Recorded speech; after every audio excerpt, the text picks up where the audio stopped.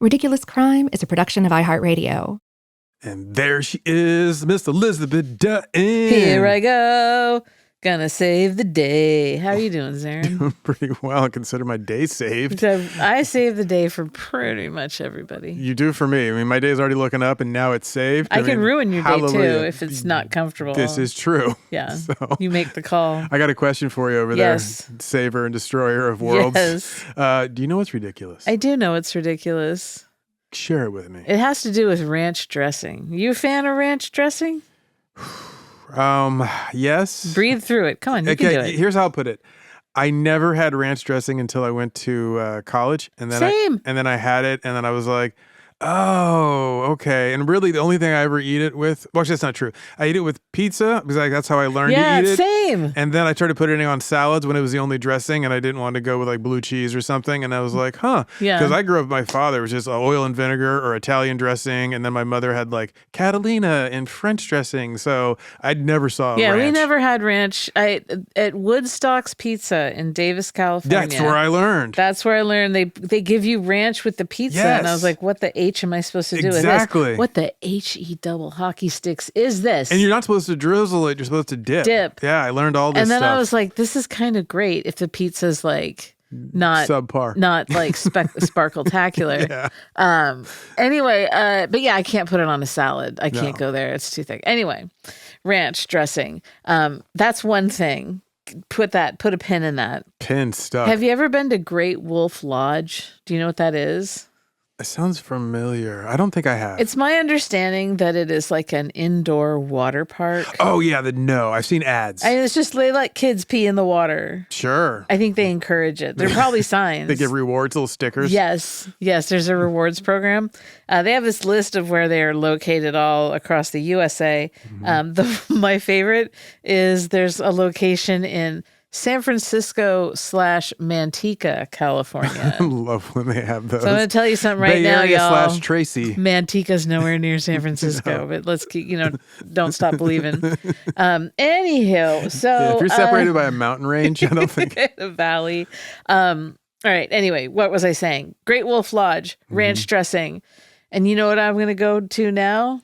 Milkshakes, because the Great Wolf Lodge, in honor of Ranch Dressing Day, which was March 10th, they started selling a ranch milkshake. Oh. It is blended with vanilla ice cream and ranch dressing, garnished with crispy chicken, so like little chicky nuggies. So like, is that like on the rim of the glass, like no, it's like a margarita? It's a salty lime rim. But then on little skewers, there's really? chicky nuggies, carrots, celery, whipped cream. In my shake. In your shake. And so it's $8. No, you can get it at Great Wolf Lodge until they're going to stop this madness May 20th. So get there beforehand. The thing is that they've been like wilding out on social media because everyone's talking about how disgusting it is. Sure. And isn't that the point of on these Twitter? things? But then Great Wolf Lodge, which is on Twitter, which makes me highly suspicious. They get on there and they respond to this stuff. So someone's like getting ready to puke now. And Great Wolf Lodge responded with the laughing emoji and said, "That ranch shake will do that to you. Vibes alone are enough to flip a stomach." So it's kind of like milkshake duck, but it's ranch shake wolf. I think that's the new era that we're in, is that you're supposed to come up with the most disgusting things possible to go viral. It's the attention economy. They also, someone just kept asking why, and then the lodge responded, "Honestly, that shake feels like chaos in a cup. Why is the only correct reaction." So, okay, cool kids. Yeah, come on now. So, this is what we're going to do. But you know who has the final word on this? Not I. Not you. No. Producer D get? No. Not you. I know it's not me. R&B legend Dionne Warwick. Yes, this will be good. She commented on the post. And she said, quote, "Just in the kitchen wasting food." Thank you, Dionne. Right? She knows. God bless. So that is ridiculous. Oh my God, so ridiculous. The end. Well, goodbye. Now that you've cleared the air Day with ruined. that. Day ruined. I got something ridiculous for you. It's way more fun than that. Good. Yeah. Giving dolphins LSD. Oh. Because, science. Oh.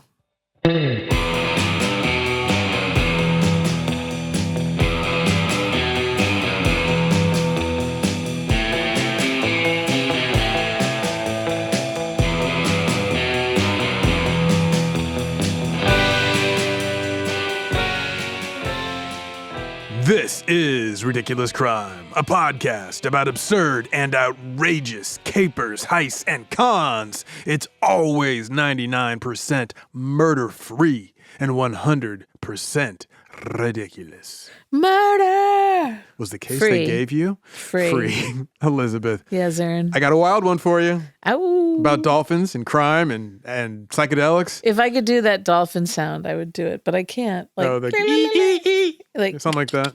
Yeah, the clicking and the whistles. yeah. That Now- just summons the interns. Before we get into this, the folks who gave us dolphins on LSD, because science, Yeah. I want to set the stage with a different and bizarre story about dolphins to wet your beak, so to Okay. speak. It comes to us from Florida, so you know it's good. Right? As the local news outlet CBS 12 reported earlier this month on March 6, 2026, Dateline Lee County, Florida, and I quote, "Dolphins are back in the headlines, and this time they're being accused of running Florida's most bizarre development project." Wait. Yes, so the news stories they were referring to had the following headline. Update: Mysterious dolphin kidnapping case takes bizarre turn as victim's background raises new questions. That's just got so much in it right there. There's a lot going Dolphin on. kidnapping, suspicious victim's background, Yeah. new questions. Anyway, the story was from a different news story that's reportedly shared by the Associated Press out of Fort Myers, Florida. And I quote, "In a story that has captivated local residents and gone viral on social media, a 33-year-old man found disoriented and sunburned on the Sanibel Causeway early Monday morning claimed he was abducted by a pod of dolphins and forced to labor on an elaborate underwater construction project." Wait. So Okay. right off the okay. bat, we have outrageous claims. Yeah. Let's go back and let's do some point by point on here. Sure. So we got a sunburned guy on a highway, and then he He's says, abducted by a pod of dolphins. and forced to do like To underwater labor. welding. Correct. So Okay. I got more for you, Elizabeth. Back to the AP story out of Fort Myers, Florida. Lee County Sheriff's Office deputies responded to a 911 call at approximately 5:45 a.m. from a passing motorist who spotted Ricky James Hollowell standing barefoot on the shoulder of the causeway, drenched in seawater and frantically sketching diagrams in the wet sand. Hollowell, a resident of nearby Cape Coral, was clad only in faded blue swim trunks with severe sunburn covering his upper body and what appeared to be minor abrasions on his hands and feet. Consistent, he later claimed, with, quote, handling coral and structural materials underwater. Okay, so now we're getting into some real details. Do they still sell bath salts at Right? gas That was my stations thought. down there? I would immediately went to that, but he Yes. wasn't eating faces. Now, buckle up, Buttercup, because I have a bunch more for you. Oh, no. Back to the AP story. According to the official incident report obtained by the AP, Hollowell recounted being approached by a group of bottlenose dolphins while swimming recreationally off Fort Myers Beach on Friday afternoon. Quote, "They surrounded me like a security detail," Hollowell told deputies. "It wasn't aggressive at first, but they nudged me deeper away from the shore. Before I knew it, I was at a site about 40 feet down in the Gulf, helping them build what looked like a full-scale aquatic habitat." Okay. Right? So at this point, I hope alarm bells are going off for you. Like Yeah, raising there's- questions like, how it's- the hell can this be true? Bells are ringing. Or do dolphin construction workers have unions and protections like They OSHA, do. but for the ocean? They do. Well, before we answer those questions, I have a few more details for you from Oh, the no. AP. Hollowell Oh, learned no. to communicate with the dolphin overlords who had taken him hostage. Mm-hmm. Quote, Hollowell described the dolphins communicating via a complex series of echolocation clicks and whistles, which he said he, quote, picked up on after a few hours. It was like learning a new language on the fly. He identified the apparent leader of the pod as Gerald, a large male dolphin with distinctive scarring on his dorsal fin, whom he referred to as the project foreman. Wait, did Gerald the turkey Right? Have a cousin? have a cousin Gerald or morph? Yeah. Oh, I like that. Reincarnated, maybe? Yeah. So now we have a leader of a dolphin construction crew, a.k.a. Gerald, the alleged foreman.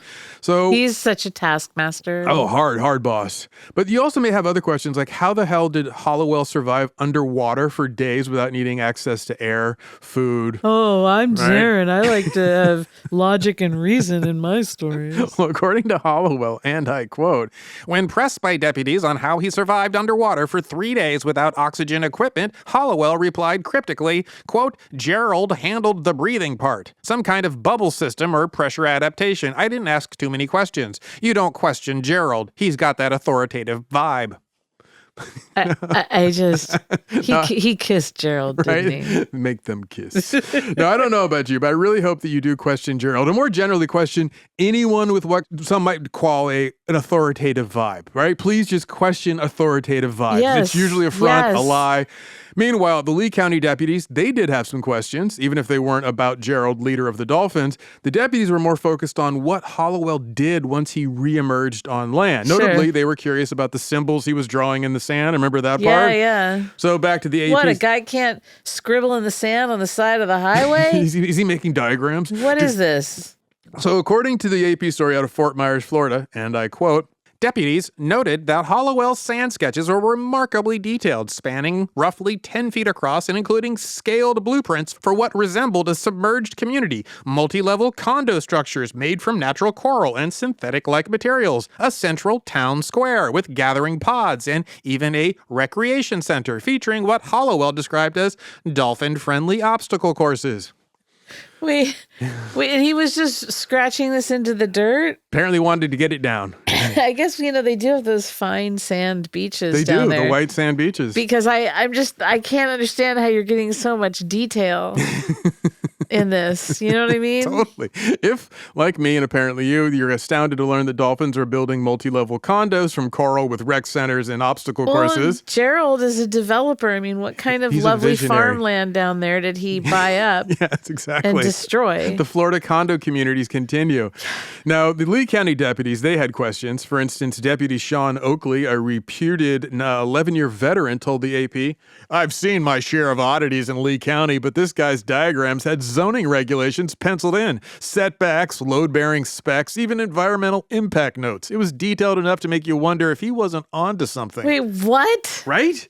So as for how Hollowell survived this strange ordeal and managed to get back to land to share with all of us these developmental plans of our underwater mammalian cousins, according to Hollowell, he was released from his captivity and his indentured servitude to Gerald. And once he was free, he swam ashore. Then he crawled out of the surf. His feet touched dry sand. He was like, oh, thank God. He was all exhausted, confused, wondering what he just experienced. And brother, I've been there. But once he could stand and eventually walk, Hollowell walked until he found the causeway. That's where he collapsed and was eventually discovered by the deputies responding to the 911 call. Yeah. Right? So according to the AP story, emergency responders transported Hollowell to Lee Memorial Hospital for evaluation, where he was treated for dehydration and sunburn. No drugs or alcohol were detected in his system. Zaron, what if he's telling the truth? Right? How about that? Like aliens and dolphins are working together on some abyss level thing? What I've come to learn is that you hear all these conspiracy theories. It's just best to believe in them. And you think, oh, that's crazy. And then you find out, oh, God, they're real. And so now I am just like, I'll buy any conspiracy. Yes, you're totally. I'll buy that for $1. I'll buy that for $1. Yeah, I've been taught recently. Yeah, same. No, I'm right there with you. Go with it. You know. So now I believe them all. Tell me about the 9 different types of aliens we were in contact with. Yes, exactly. So we've basically ruled out he wasn't high on bath salts. He wasn't tripping on magic mushrooms. No LSD. He's stone cold sober. So how can this be? I'm also glad that you're kind of questioning, but yet also willing to accept this story because it gives me hope, kind of. Anyway, back to the story because there were some updates. Okay. Once Hollowell was under medical supervision in a hospital setting, more tests were run. The doctors discover that, it was one of the medical professionals, this Dr. Elena Vasquez. Mm-hmm. She's credited as an attending pulmonologist, right? So she shares her opinion in the release of the findings of what happened to Hollowell. Sure. And I quote, "This isn't consistent with a brief drowning incident or aspiration from swimming. It's as if his respiratory system was exposed to seawater for an extended period, yet without the expected inflammation or damage. We're consulting marine biologists for further insight, but it's puzzling." What? This is all odd, right? Yeah. Elizabeth, I'm glad to hear that you do have some questions and some doubt I for this do. story. That's I do. important. But I have more details for you. Okay. Ones that may confound your lead to more questions. Apparently, the Lee County Sheriff's Department looked into Hollowell's background, and the deputies found that the man's a scientist. He'd gone to MIT, worked for Lockheed Martin, and later NASA. According to the AP story, Hollowell, quote, holds a master's degree in aerospace structures from the Massachusetts Institute of Technology. Previously worked for a decade at Lockheed Martin in Orlando, where he specialized in advanced composite materials and submersible vehicle designs for deep-sea exploration projects funded by NASA and the U.S. Navy. So Gerald is like a headhunter. I mean, he got the right man. Yes, he really did. Right? Best of the best. So this all gives credence to why Gerald, picked him to join his construction crew. Sure. But one of Hollowell's former supervisors was quoted saying that Hollowell was, and I quote, always talking about bio-inspired engineering, mimicking marine life for better tech. If anyone's story about building for dolphins could have a kernel of truth, it's his. Oh. Right? So at this point, I still hope that your questions are multiplying and growing. Like, I'm talking like exponential progression. I want you like going, wait, what the hell is Zaron telling me? How could any of this be true? Even with all these like corroborations from doctors and former supervisors. Well, to answer that fundamental question, I return to the Lee County Sheriff's Office. Okay. And the story from March 6th that I mentioned up top from the local news outlet, CBS 12. Yeah. So, and I quote, the Lee County Sheriff's Office is setting the record straight on Friday after an outlandish online rumor claimed marine mammals were behind an underwater construction operation off Florida's coast. The story gained traction after a widely shared social media post referenced a Florida resident who allegedly reported being, quote, kidnapped by dolphins and forced to build an underwater city. The sheriff's office responded with a tongue-in-cheek statement assuring residents that the region's real estate market had not expanded below sea level. So the Lee County Sheriff's Office did indeed have fun debunking this viral news story. The deputies, they put out a statement that said, and I quote, consulted their fictional underwater construction investigation team to look into the claim. According to the agency, the dolphins that inhabit Southwest Florida's waters, quote, deny any involvement in the supposed deep sea development. So what was up with all the AP news story stuff, right? Yeah. Well, that major source for this alleged AP story was a website called scottprentice.com. And in his reporting on Gerald and the underwater dolphin construction crew, he wanted to point out the gullibility of online news stories. Oh my goodness. Yes. So he also has his own agenda about conspiracies and whatnot. So I'm not exactly recommending anyone visit his website. Okay, I'll steer clear. I just wanted to cite all my sources to make it all obvious. Now, so the local news, AP, all draws back to this cat? the only story that is true is the CBS 12 local news outlet that debunked it. Everything else, all that AP stuff, he was just putting that in the news. He's like, yeah, an AP story. Didn't have links to it, just an AP news story. Wow. See how easy that is, right? Oh, yeah. Because the AP Associated Press is cited throughout the story, it clearly is not an AP news story. How they don't sue, I don't know, but the sheriff's deputies were like, yeah, and the medical personnel, all that stuff is made up, and it's all lies, essentially. So I will return to Scott Prentice for one quote, because he did make a good point.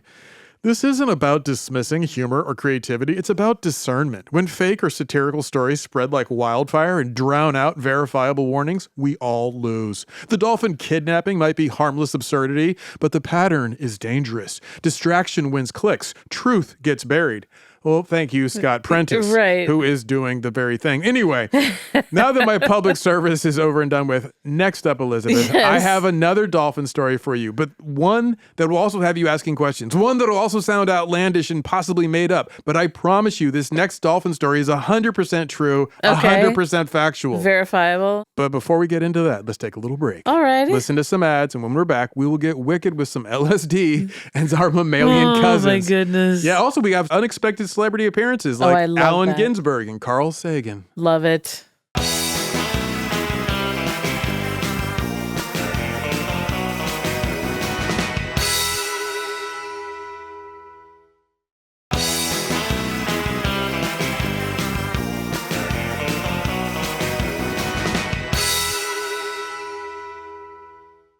We're back, Elizabeth. Hello. Now, up top, I promised you a story about scientists giving dolphins LSD. You did. You made that promise. Right, which does sound ridiculous. And a indeed, verbal contract. It's criminal. So, as I promised, this story is 100% true. No wool pulling here. Okay. So, I got to ask you, Elizabeth, who is your third favorite dolphin? My third favorite dolphin. Like, to give you a couple ideas, like there's obviously Flipper. Tua? There's the mascot for the Miami Dolphins. There's Tua, who's just been released from the Dolphins. So I hate to tell you that. He should just stop altogether. Yeah, there's also That's like the extent of my knowledge of football. Tua should stop. Tua should stop. Please come home. What is there? Flipper? There's Free Willy, although he's an orca. Oh, you know what? Killer whales are the largest dolphin, so he counts. Oh, really? They are. I love orcas. I love when they take out extinct big ships. Yachts. Yes. I like the Lisa Frank dolphins on the stickers and decor. There you go. Well, keep those in mind as I start this story. And Elizabeth, I'd like you to meet John Lilly. Hi, John. He was born in 1915, the son of wealthy parents. His father was the president of a local bank in St. Paul, Minnesota, where he grew up. His mother's family, they owned a stockyard company, so she also came from wealth. And his well-to-do existence as a child, it allowed him like a life of exploration, right? Yeah. He could make mistakes and it didn't cost him anything. What a luxury. Totally.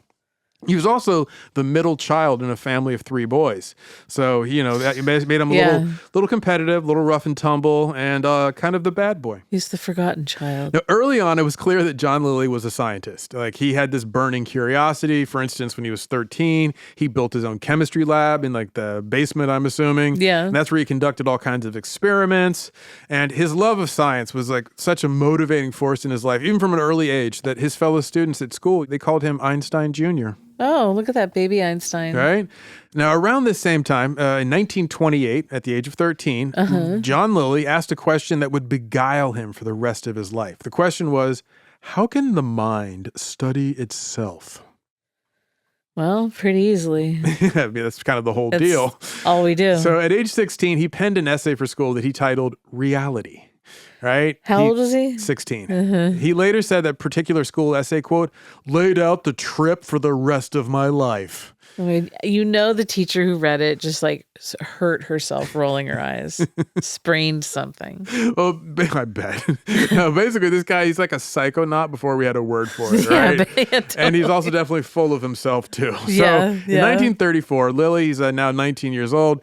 He reads a book that would change the course of his life. Right? This book was Brave New World by Aldous Huxley. Oh, yeah. Right? Early sci-fi book. It features like lab-grown babies, and it's got like, there's the 5 caste systems of which type of people. You're an alpha, beta, gamma, delta, or epsilon, right? So this is also, the big part of the book is to maintain social cohesion. People constantly consume the mind-soothing drug Soma. Right. Right? Okay, so it's basically all about how powerful social paradigms control people of the world. Right? This book inspired, obviously, like later sci-fi like The Matrix. Yeah. And it definitely inspired John Lilly. So for young John Lilly, Brave New World inspires this fascination with controlling the human mind via pharmacology, drugs, and whatnot. Sure. So it led him to pursue neurophysiology as his focus of studies. Oh, good for him. Good for him, right? Now, for college, my boy Lilly, he attended Caltech here in California. Right. But he had a tough go of it. He was a sensitive lad. By his junior year, he was engaged to be married, and his future was fast approaching and seemed to be taking shape. But then he began to suffer from nervous exhaustion. That's what it was called back then. Yeah. Now, to calm his racing mind, his restless soul, before he gets married, before he graduates, he takes a sabbatical from school. He travels north like Jack London up to lumber country in the Pacific Northwest, and he starts working as a lumberjack. But he wasn't particularly cut out for swinging an axe because one day he missed his mark and instead he put the axe right into his foot. Oh, ow. That sent him to the hospital. Owie, ow, ow. Now, while he's laid up in the hospital having his foot be repaired, he decides, you know what? I'd like to be a doctor. Oh, so okay. he changes career paths. He enrolls at Dartmouth Medical School. Dang. To make his new dream a reality. And he was an eager student, curious as ever. Remember, total great scientist. Sure. So like there was one time he was performing a dissection of a cadaver that I read about. He decided, how long are the intestines? And so what does he do? He unwinds the intestines from the cadaver and just stretches out. He just unspools the intestinal tract all across this room, right? He's got like, It's like, oh, it's like 38 feet. Yeah, you read it, but you're like, is that true? But verify. Always verify. Yeah, trust but verify. Yes. So this is the kind of scientist he was, very hands-on, right? He was willing to handsy. Yeah, exactly. He'd reach in there, get up in them guts. Now, while he was at Dartmouth, he found the medical school, Dartmouth, wasn't a right fit for him. So he transferred to the University of Pennsylvania. Yeah. It's more of a research school than Dartmouth. Dartmouth was more about like treatment, right? So he wanted to be into research. So during his time at Penn, he took a class, the class was called How to Build an Atomic Bomb.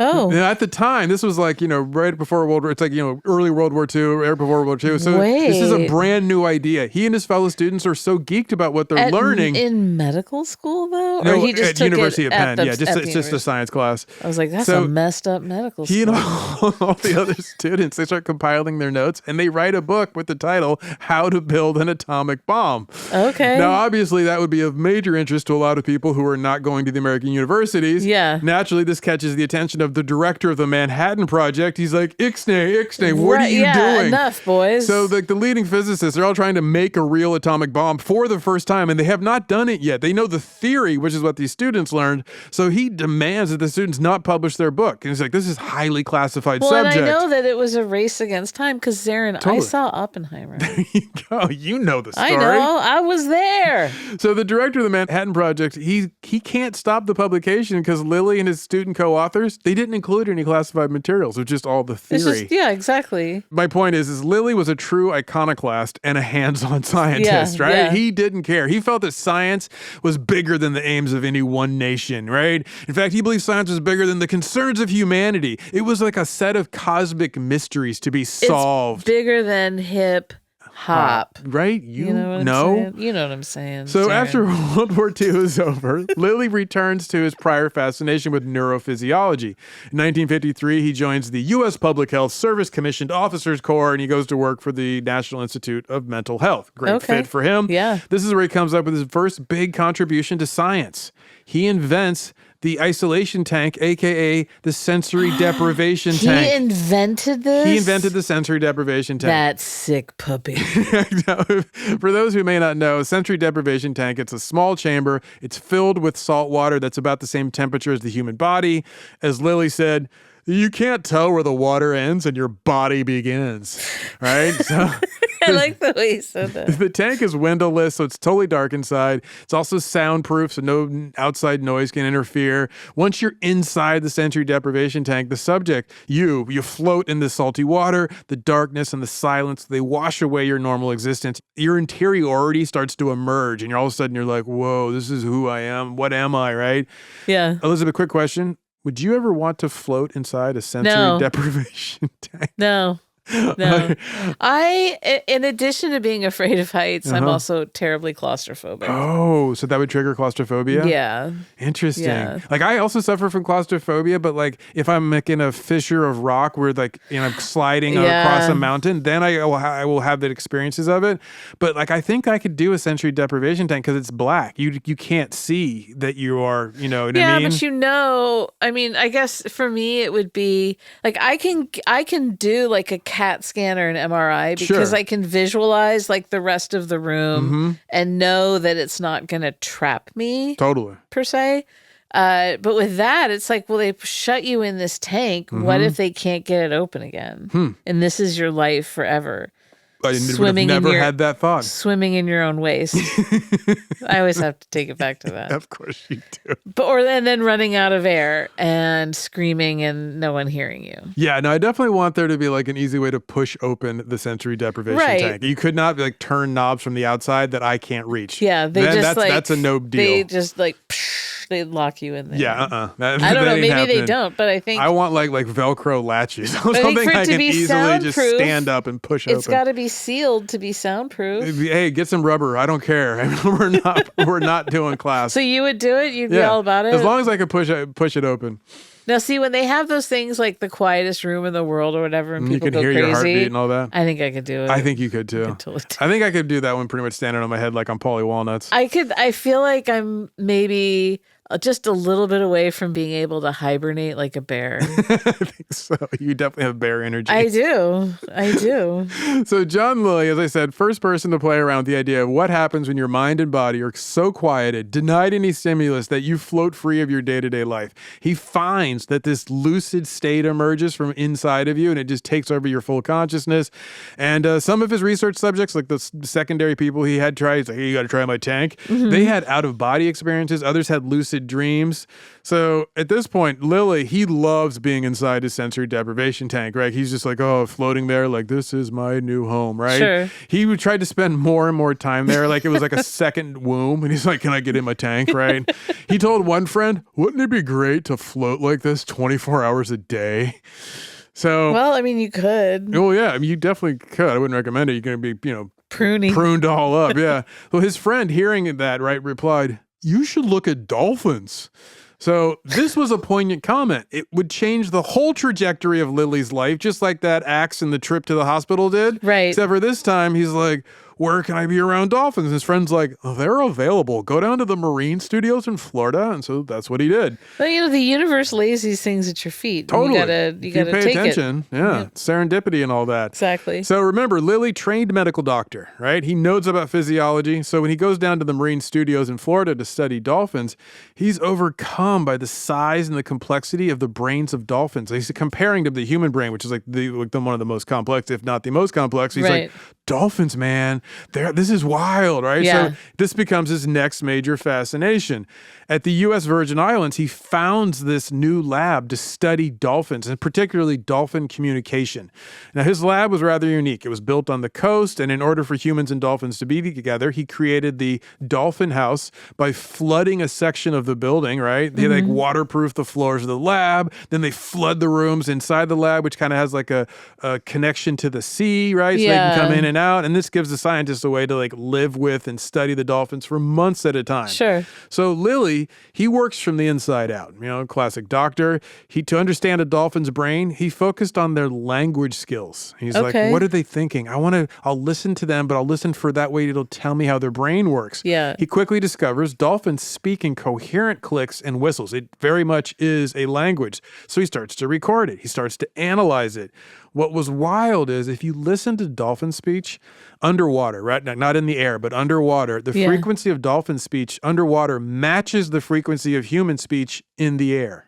Really? Right? He also finds that the dolphins could nearly imitate human speech, which leads him to this conclusion that dolphin speech is essentially the same as human speech. His whole theory about their brains turns out to really bear fruit. So, but dolphin speech is like just human speech, just much, much, much faster, right? So he's like, well, how could I understand what dolphins are saying? Because I don't obviously speak dolphinese. So he's like, how do I come up with an interspecies like communication bridge? Now, do you remember that meme of Melania Trump and the beluga whale? That is exactly what went into my head when you said, what are they thinking? What is she thinking, right? Yeah. So that's John Lilly. He's basically so the meme is that, explain it. Oh, yeah. So it's a picture of a beluga whale breaching the surface of water, and Melania says, what is she thinking, right? And it was something she posted. So she posted it, but that was the only line she had is, what is she thinking? Like, so she wanted to know, what is a beluga whale thinking? And John Lilly's like, same, but dolphins. So, now, Elizabeth, knowing you as I do, I guess at some point you've wanted to speak the language of an animal. So I got to ask, of course, which animal would you want to be able to understand and like communicate with, like your Dr. Dolittle? Dogs. Dogs. Interesting. 100% dogs. Specifically your dogs? Well, yeah. But just any dogs? Any dogs. Huh.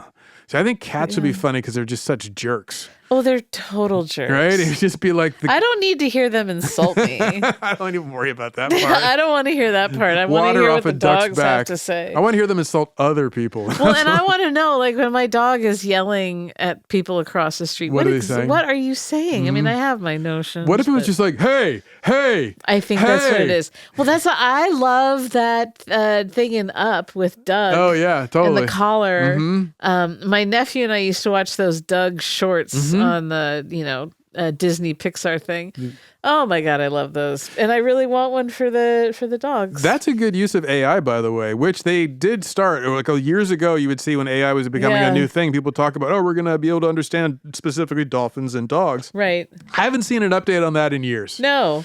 But the closest we get is when you put those buttons on the floor that a dog can push to talk. Totally. And I really want to teach my dogs to do that, but they're so willful and they're just like, what's in it for me? You need some patience, a lot of treats. And then the treat button would just get like worn out. You have to get a new one, get a couple of them, buy them in bulk. Yeah, they're aggressive. They find a lot of dogs refer to dogs that are smaller than them as cats.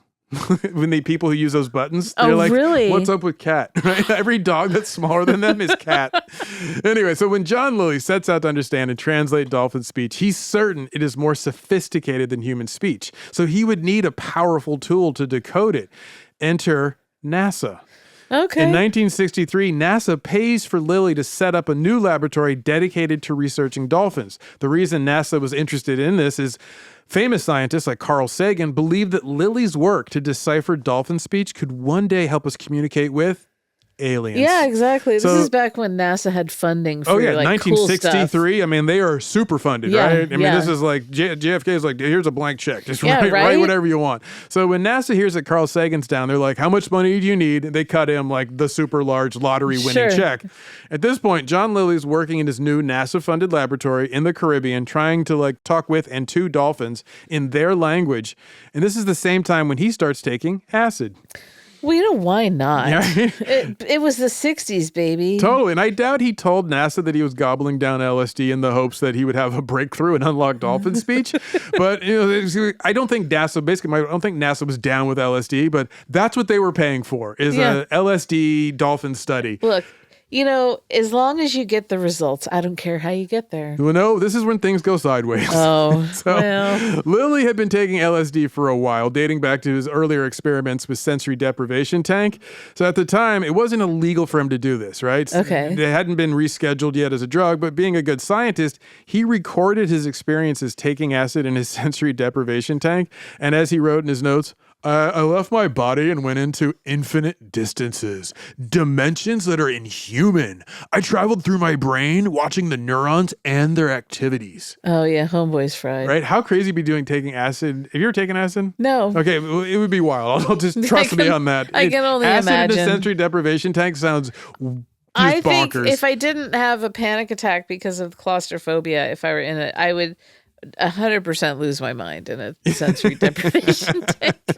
And then, that's why I've told you before why I haven't taken acid and hallucinogens. Yeah. I will break my brain. It's already precarious. Well, it's a couple threads at this point. Real Fed Brit. Just got to keep it real calm and slow. So as we've covered before in our story about Cary Grant taking a ton of LSD in the 1950s, at first, LSD was seen as this like better living through chemistry. And it wasn't until Timothy Leary gets involved and he starts feeding acid to the early hippies and he kicks off this counterculture revolution with like Ken Kesey and the Grateful Dead and their acid test house parties. Right. That's when the U.S. government's like, let's make this illegal. Yeah. So, but after LSD was scheduled as a drug and made illegal, Lilly was still given a license to use it for research. So he's still in the clear. He's still to the good. Yeah. And so as part of his research, he starts injecting liquid LSD into dolphins because he's convinced this will unlock the secrets of dolphin speech. There's not a lot of consent that a dolphin can give. Zero. Can you imagine giving a bunch of dolphins LSD just to see what happens? No. Right? Like, no. Cosmic it's secrets, like people man. who get their dogs drunk. Yeah, it's worse than don't that. do that. Because now you're doing it like all the time. People who get their dogs drunk, it's like maybe on one weekend. He's doing this Monday through Sunday. I mean, just like come in for your tabs. We wouldn't do that to a human being. No, we wouldn't do it to like a kid. Wouldn't probably even do it to a chimpanzee. Maybe they did. Yeah, who knows? So what did he find when the dolphins got sick and twisted on acid? Oh, Great God. question, Elizabeth. I'm so glad I am the one who asked that. What the dolphin researchers at Lilly's Dolphin House lab discovered is that dolphins were roughly 70% more vocal when they were tripping on acid. They just started jibber-jabbering like, human beings on cocaine. Sure. Right? But as Lilly wrote in his notes, the important thing for us with the LSD and the dolphin is that what we see has no meaning in the verbal sphere. We are out of what you might call the rational exchange of complex ideas because we haven't developed communication in that particular way as yet. So basically, they're talking more. We still don't understand a word. Sure. So as a veterinarian, this guy, Andy Williamson, said he was summing up the experience of giving LSD to dolphins, and he pointed out that different species react to different pharmaceuticals in different ways. A tranquilizer made for horses might induce a state of excitement in a dog. Playing with pharmaceuticals is a tricky business, to say the least. So basically, dolphins didn't get off on acid the same way human beings do. So it's like, oh, I guess this is not the universal key. So after injecting the dolphins with liquid LSD for a while, Lily finds it's not helping him understand the dolphin language. It doesn't seem to be helping the dolphins themselves. Their minds are already expanded. Yeah, no, exactly. There's no cosmic mysteries to unlock because the dolphins may be on a higher level already.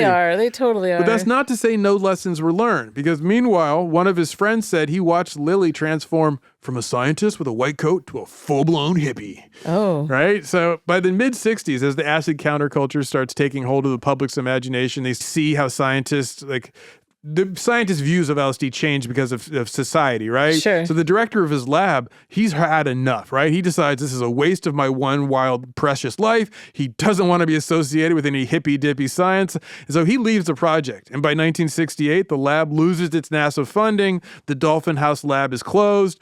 Lily's like, I don't care, man. And all these burnout dolphins are left Exactly. just to go out and fend for themselves. They're part of the rainbow family now, following the dead around the country. Just eat out of garbage cans.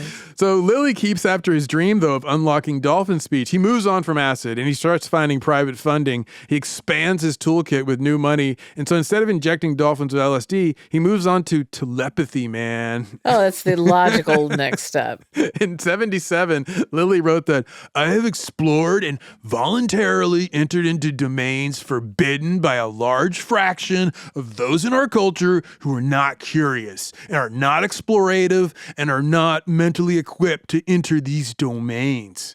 Okay. All right, Timothy Leary's brother. Sure.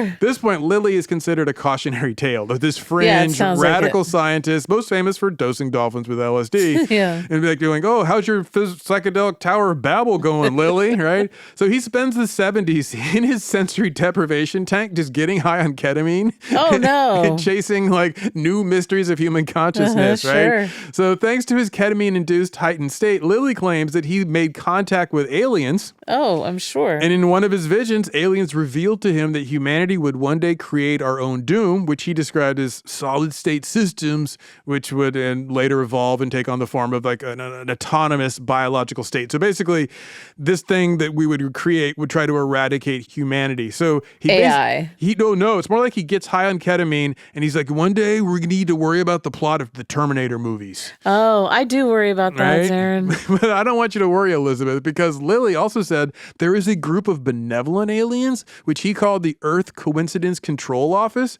aka ECHO, which harkens back to his times with dolphins, obviously. And this group of benevolent aliens promises to guide humanity's progress so we can avoid our Terminator future and help us develop a higher level of consciousness. I'm bummed that the aliens showed up and they talked to him. Always they pick the weirdest ones. Jackie Gleason pointed that out when he used to talk. He's like, why if aliens want to believe, do they always pick kooks to talk to and to deliver their message? That's right. Now, honestly, when I was reading about this guy, I kept thinking about Douglas Adams, the author of The Hitchhiker's Guide to the Galaxy, which I read all those books as a teen. I absolutely loved them. And in one of the books, dolphins, they saved themselves from the imminent destruction of Earth by fleeing the planet for some alternate dimension. And their final message to humanity when they leave the planet is, so long and thanks for all the fish. So back to Lily. In the 1980s, he's still at it, trying to communicate with dolphins. He's moved beyond LSD, ketamine. He's now working with computers. He creates a new lab that's essentially like a submerged living room with dolphins and humans communicating. Freaky. Yeah, exactly. His new idea is that humans and dolphins, maybe they could learn to create a hybrid language like Spanglish based on dolphin and human speech. This also failed. But over the years, in his varied pursuit of cosmic mysteries, Lily did start enjoying visits from luminaries like Allen Ginsberg, Timothy Leary, Richard Feynman, the physicist. Yeah. In fact, Ginsberg loved to take dips in his sensory deprivation tank. He did. Of course, right? It's gotten to the point now, if I hear Ginsberg visited, I'm like, oh, hanky. So in the end, Lily came to the conclusion that, quote, guides at each level above ours pretend to be God as long as you believe them. When you finally get to know the guide, he says, well, God is really the next level up. God just keeps retreating into infinity. So you actually got to talk to my manager. No. You got to talk to my manager. Well, it's kind of like when people talk about we live in a simulation, and I always ask them, okay, well then, who created the universe where they created the simulation? And people are like, I don't have an answer for that. And I'm like, of course you don't. So Lily did leave us with one scientific maxim I'd like to share about exploring unknown realms. In the province of the mind, what one believes to be true either is true or becomes true within certain limits. These limits are to be found like experimentally and experientially. When so found, these limits turn out to be further beliefs to be transcended. In the province of the mind, there are no limits. However, in the province of the body, there are definite limits not to be transcended. Yeah. Right? Sure. So there you go, Elizabeth. Let's take a little break. And when we're back, we will dive back into this pool and discuss one of Lily's most promising researchers and hear about where she took his work and her attempts to communicate with dolphins. It's also ridiculous and criminal.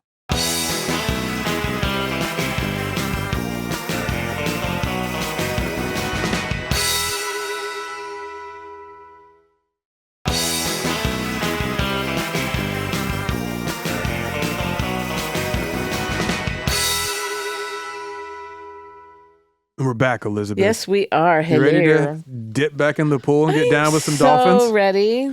For our next... I got my water wings.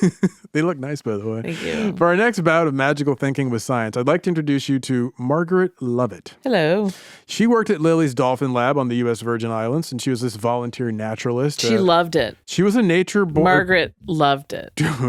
Margaret Lovett. Yeah, hold loved that it. thought. Natural-born nature lover, right? As a child, her future interest in science was also inspired by a book she read. The book was called Miss Kelly. Those Islands of the Blue Dolphins? Close. No, Miss Kelly is about a cat who could speak with and communicate with human beings. That sounds awesome. Right? So this dream stayed with young Margaret. And so when she got older, she wanted to learn to speak with animals. She's like, what do you want to do for a living? I want to learn to speak with animals. Yeah, why not? And then she finds this book by John Lilly called Man and Dolphin, which he'd published in 1961. It was a popular book. It was a bestseller. It captivates Margaret Lovett's imagination. In his book, Man and Dolphin, Lilly described how dolphins could imitate human speech. And he wrote about his hopes to one day teach dolphins to speak English. And if he's successful, dolphins would be able to then use their new voice to advocate for themselves. And one day, Lilly opined that dolphins might have their own seat at the United Nations. Oh, no. They could help to shape world events why and not? share knowledge. That sounds great.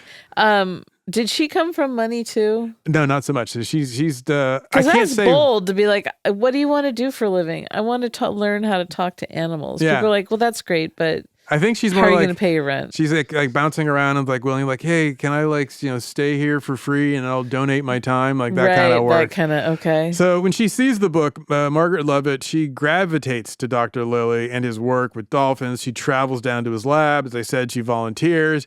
She works with him for 2 years at Dolphin House. In fact, it was her idea to waterproof the lab and make it an aquatic lab where dolphins could live indoors and outdoors and like be studied. So she first arrives in 1964. Lilly was deep into his LSD experiments at the time with the dolphins. She immediately embraced his whole mission, if not his methods. She wanted to help teach dolphins to speak English too. She's this kind heart, natural empath, like very well suited for the work, like early hippie. Yeah.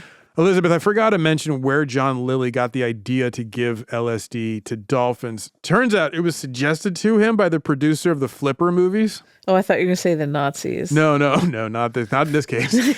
A man named Ivan Tors, he was like, acid is great. You should give it to dolphins and see what happens. Right? So the guy's like, so this guy is the producer for Flipper. The movie, the Flipper series. And he just goes around being like, let's give acid.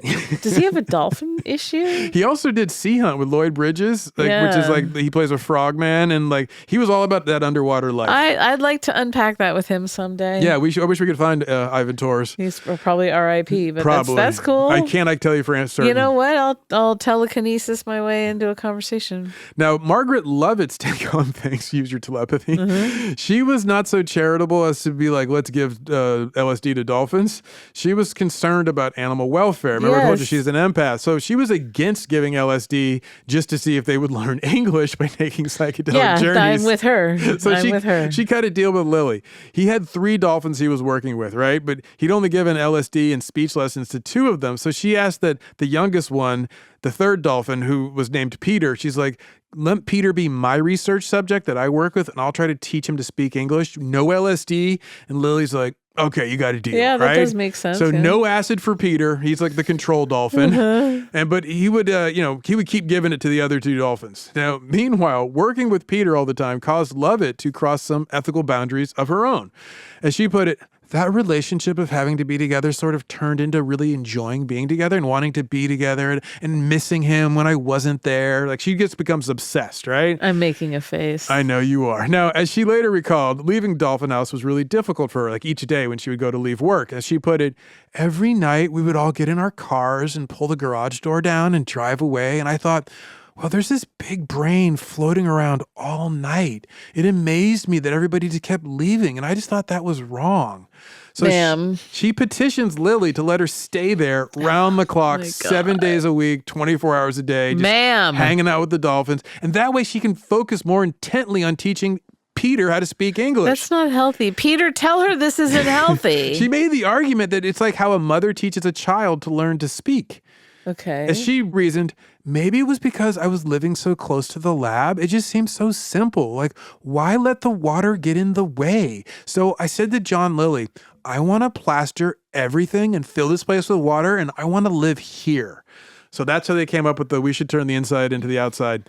Because she wanted to cohabitate with Yeah, so she made dolphin. like a dolphin living room. So Lily, she loved... like a conversation pit. Totally, it's very 70s. So Lily, he loves her commitment. He's like, oh yeah. I bet. Right? He loves her idea of an underwater lab inside the building, Sure. right? So He's high as balls. What does he care? Yeah. So he approves her plan to waterproof the floor of the lab, flood the indoor area, invite some dolphins in. And that's how she starts living with Peter the dolphin 6 days a week. Just the two of them practicing English, cohabitating like roommates. Making dinner. Or like mother and dolphin child, however you want to describe it. But then on the 7th day of each week, she would rest. No, but Peter would swim back out into the pool that was connected to the Caribbean Sea. Yeah. And he would then spend time with the other two dolphins who were getting injected with liquid LSD. Just talking smack on her, Right? just complaining about her. It's like she Petty smells stuff. like oil. I'm telling you, I don't know what She it is. smells like wet dog. So they were both females, the other two, right? They were named Pamela and Sissy. And as Lovett remembers them, Sissy was the biggest, like pushy, loud. She sort of ran the show. Pamela was very shy and fearful. And Peter was a young guy. He was sexually coming of age and a bit naughty. You hear this a lot with dolphins. They apparently love to rub themselves on stones. And they're just frisky and naughty. And so she's like, oh yeah, he's our bad boy. Now, being a human unsuited for living in water for 6 days a week, Margaret required some space that wasn't underwater. So she had a desk built that was like attached to the ceiling and suspended for there. So she'd keep her notes and do her paperwork on that desk that's suspended from the ceiling. Suspended from the ceiling. Yeah. Interesting. And she also needed a place to sleep. So since she was in the lab for 6 days a week, 24 hours a day. So that's where she would sleep, was on this raised platform that she created out of the water so she didn't get pruned up. Yeah. I mean, can you imagine that? Right? She didn't even want to be like in the next room. No, she had to be. Yeah, she wanted to be like mother and child, like so she can constantly be telling him. Did anyone ever tell her that moms sometimes leave their their own kids space? in the other room? Yeah. So, but can you imagine that, like laying like on a platform, looking around? You're like in this little like room with just you and a dolphin. No, I can't. Well, don't answer that, Elizabeth, because I want you to close your eyes. Dang it. And I want you to picture it. Eyes are closed.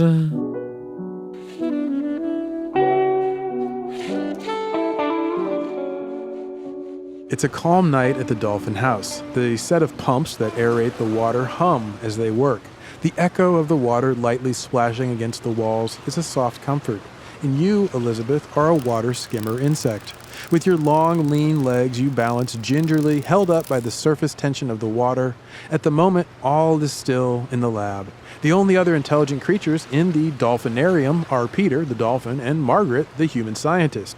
Peter is asleep, so he occasionally surfaces for a breath of air, but he doesn't swim around much. However, the human, Margaret, she can't sleep. You really wish she would, because you'd like to settle into some rest of your own. Instead, you keep hearing her speak aloud to herself. She must be recording herself for notes. It's something she does often. You're used to it by now.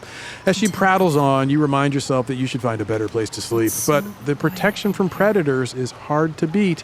At the moment, you hear Margaret as she narrates her existence and her doubts about her life choices. It seems difficult being human. Then she starts back up again. You hear her click on her recording device, and she says, human people are out there having dinner or whatever, and here I am. You sigh to yourself and think, girl, please go to sleep. It is late. But instead, she prattles on. There's moonlight reflecting on the water, this fin, and this bright eye looking at me. Wow, why am I here? You roll your eyes. It's another one of her existential nights. Perfect. You hear her sigh and record some more of her thoughts. What am I doing here? I guess you could say I'm just like trying to find out what Peter's doing here and then what we can do together. As if on cue, Peter resurfaces, takes a deep breath through his blowhole, and then sinks back into his sleep underwater. You use your long legs to run across the surface of the water. Maybe she won't be so loud on the other side of the dolphinarium. And you can finally get some sleep too, but just as you get comfortable against a far wall, you hear her speak up again. This is the whole point. Nobody has done this before. You think to yourself, yeah, girl, you're a pioneer. Please shut up and just go to sleep. So there you are, Elizabeth. That's an example of shared aquatic life for Margaret Lovett and her dolphin roommate, Peter.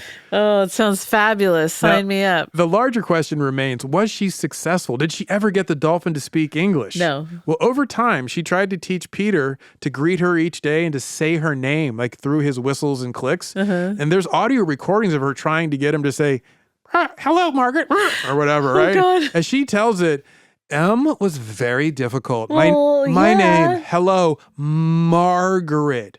I worked on the sound, and he eventually rolled over to bubble it through the water, and that he worked on so hard. He's like, I don't have lips. Yeah, exactly. So, Elizabeth, you're spending 6 days a week with a dolphin, living together. One might lose sight of what makes you and the dolphin different as you focus on what makes you the same. Well, one thing about dolphins is, as I said earlier, they are a very horny creature. And Peter was young, so he was horny like a teenage boy. Yeah. Margaret didn't really consider that, not at first, but Peter made his interest obvious. As she recalls it, when we had nothing to do was when we did the most. He was very, very interested in my anatomy. If I was sitting here and my legs were in the water, he would come up and look at the back of my knee for a long time. He wanted to know how that thing worked, and I was so charmed by it. So naturally, their relationship progresses and begins to blur the boundaries that nature had erected to keep the species separate. As Lovett tells it, Peter liked to be with me. He would rub himself on my knee or my foot or my hand. And at first, I would put him downstairs with the girls. Now, notice that she said, at first, which implies that things changed, which they did. Remember how I said dolphins are extra horny? Just keep remembering that. No, I don't want to remember that. Eventually, it got in the way of their work together. It would take her too much time to transfer Peter to go spend time with the two female dolphins so he can relieve his natural urges. So Margaret Lovett just started letting him relieve his urges on her. Stop. Don't be gross, Elizabeth. They didn't have sex. I don't care. Boundaries. But like with Bill Clinton, it depends on what the definition of is. Or in other words, while she did not have sexual relations with the dolphin, Peter did enjoy sexual stimulation. Margaret let the dolphin get off like on her leg, or she put it. Oh my God. I allowed that. I wasn't uncomfortable with it as long as it wasn't rough. She is unwell. She is unwell. Yes. It would just become part of what was going on, like an itch. Just get rid of it, scratch it, and move on. That's how it seemed to work out. It wasn't private. People could observe it. Oh. She was doing it in front of it because they have observers. This place needs to just be leveled.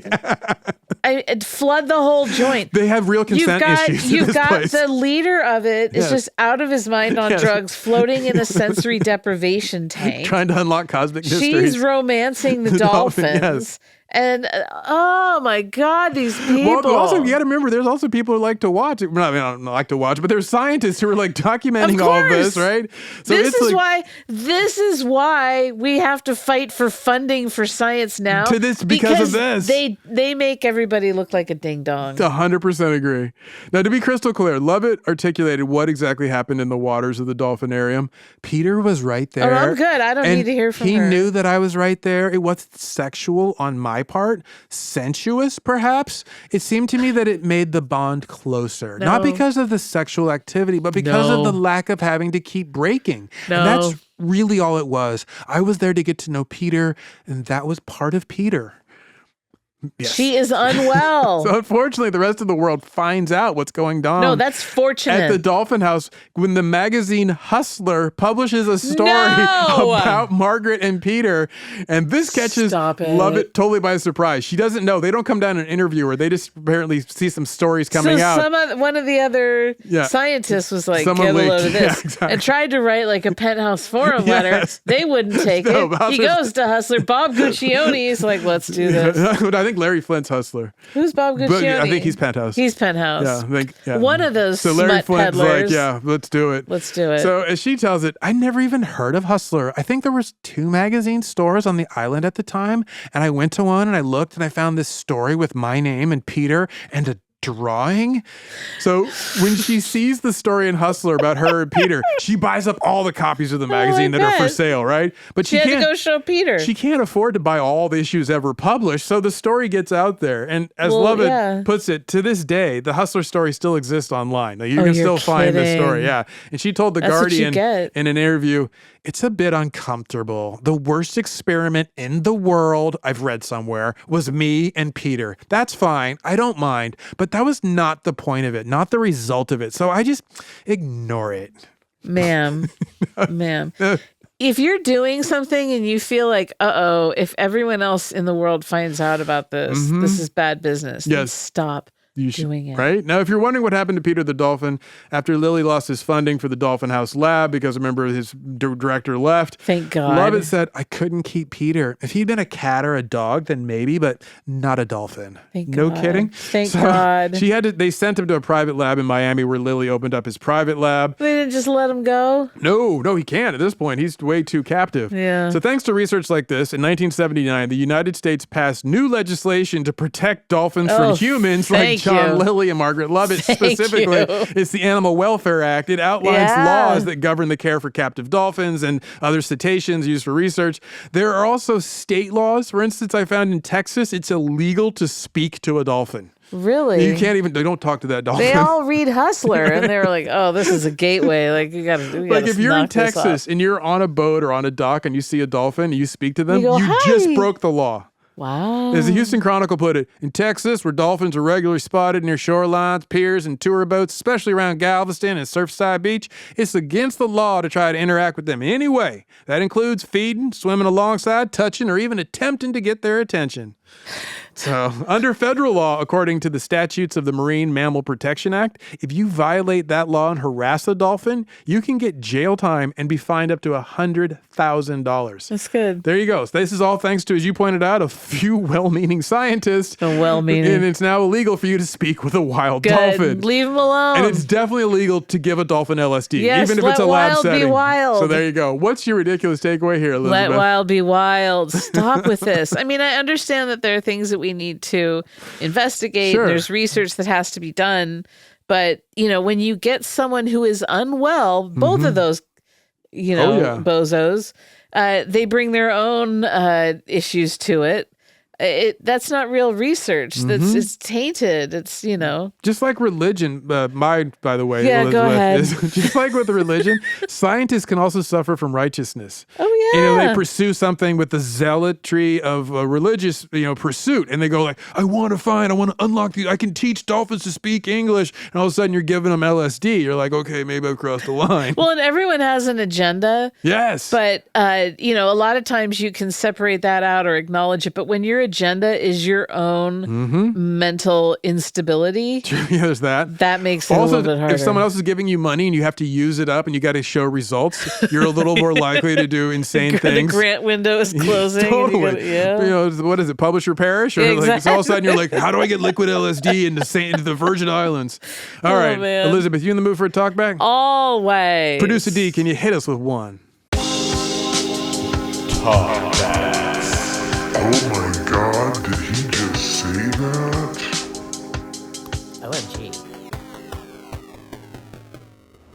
Hey guys, I've been enjoying your show for many years, and I swear my IQ goes up every time I press play. I also have a podcast named Arguing Ever After, and I've learned how much extra work you all are putting into making your show great. I love recommending your show whenever someone asks what I listen to, and I know I can rely on you all to make me laugh and give me some fascinating nugget I can talk about to impress my husband with how cultured and knowledgeable I am. Keep up the brilliance. Well, Thank you. That's high praise. That is. I'm usually told that people's IQs drop after talking to me. That's not true at all. So that felt really good, and I thank you for that. Yeah, that was great. And we will go and check out your podcast. Yeah, definitely. So, and yes, as you can see, there's a lot of work behind the scenes. Buddy, yeah. Well, as always, you can find us online, Ridiculous Crime, on social media. That would include, what is it, Blue Sky? Bluesky it's called now. And Instagram. And we also have our account, Ridiculous Crime Pod, P-O-D, on YouTube. Go check it out if you like getting your podcasts there. If you buy a pair of Meta glasses and you hit it 5 times on the side, we appear on the lenses. Ooh, I did not know that. Look at us. Yeah, try it. Yeah. So also, we have our website, ridiculouscrime.com. That's where you can find merch and gifts and some award-winning paintings made by Elizabeth. No, not really. But we also love... Oh, no, Zaron. We love your talkbacks. The iHeart app, go find it, download it, leave a talkback. We'd love to hear your voice. Maybe you'd like to hear your voice here, so do it. Do it. Also, email us if you want at ridiculouscrime@gmail.com. And if you email us, please start the email, Dear Producer D. Thanks for listening, and we will catch you next crime.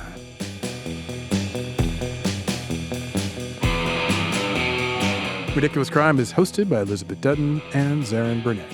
Produced and edited by our shop steward and union rep who negotiates with our alien overlords, Dave Kustin. And starring Annalise Rucker as Hudeth.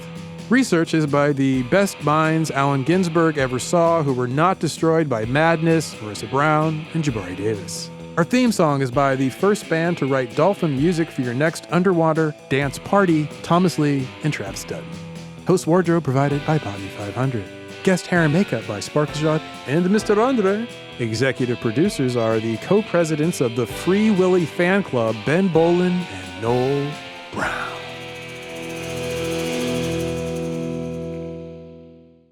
Ridiculous crime. Say it one more time. Ridiculous crime. Ridiculous Crime is a production of iHeartRadio. For more podcasts from iHeartRadio, visit the iHeartRadio app, Apple Podcasts, or wherever you listen to your favorite shows.